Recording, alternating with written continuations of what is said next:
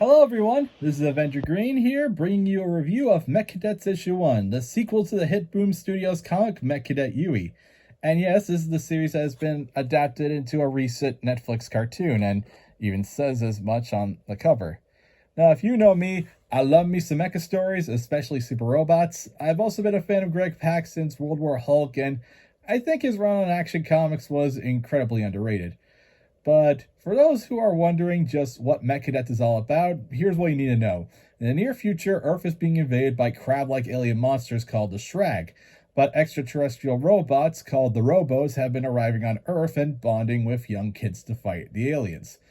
The first series followed Stanford, his mecha unnamed buddy, and the adventures of his fellow cadets at Skycorp's Academy as they dealt with alien menaces and a conspiracy by some morally questionable government and personnel. Issue 1 of Mech Cadets picks up a year after Mech Cadet Yui, and rather than Stanford being the focal main character, this sequel series feels more like an ensemble cast, hence the change in title.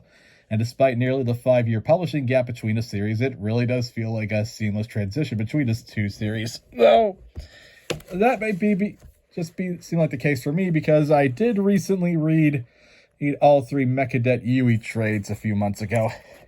Now, one of the best things about this book that's carried over from Mech Cadet Yui is the fun and pleasing artwork from Takeshi Miyazawa, which is complemented by colorist Ian Herring. Everything about this book is just really appealing to the eyes, from the characters and the backgrounds.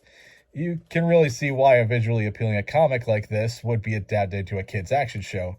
Sure, the characters might not be quite as stylized as some of the other comics I read, but I think it works for the tone they're going for with this book. Of course, the major standout designs are the Robos and the Shrag. Each of the Robos looks distinct, but does possess some degree of uniformity, given with their color segmentation and some of their overall shape.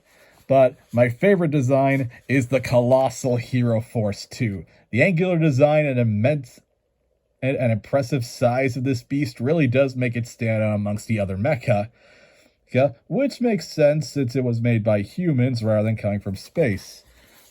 And while there's less interesting things to say about the Shrag as antagonists, their big crab-like appearance does make them servable as a main threat for this book. I'm just hoping that as the series goes on, we see a bit more variation in future issues. But that's just the aesthetics. What's the writing and dialogue like? Well, it's a Greg Pak book, so the plot moves along as a good place, and the dialogue is easy to follow. And of course it does carry Pak's distinction for telling some heartwarming and writing some truly human characters. Like I said, just look at his Action Comics run.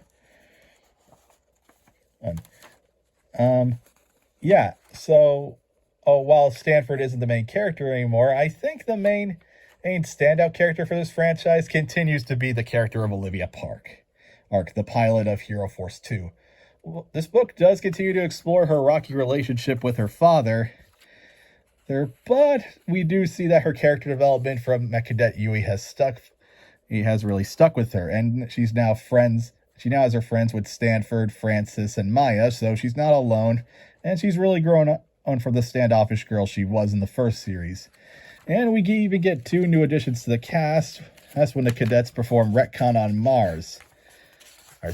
These 2 new additions are Francis's cousin Franklin, who is named Frank, and they even joke about it a bit in this book, and this little alien dude. And this little alien dude's presence is a pretty big deal, since it's one of the first seemingly non-hostile alien life forms in this universe aside from the Robos. I'm kind of hoping that this might lead into some more answers about the origins of the Robos and the Shrag. And if not, their presence does feed to some of the drama between the cadets and their shady commanding officers, especially with the team basically disregarding orders not to interact with the little alien guy and trying to go save Franklin's teammates from an alien prison.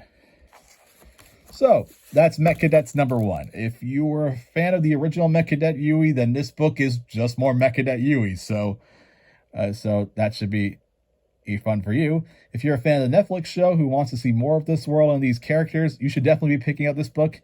And if you're a mecha fan like me who wants to see more good Western mecha content, I highly recommend picking this book up because I definitely think we could use more stories like Mech Cadets. And if you like this video, please be sure to leave a like, subscribe to the channel, and hit that notification button so you always know when I upload a new video. Until next time, have a great day.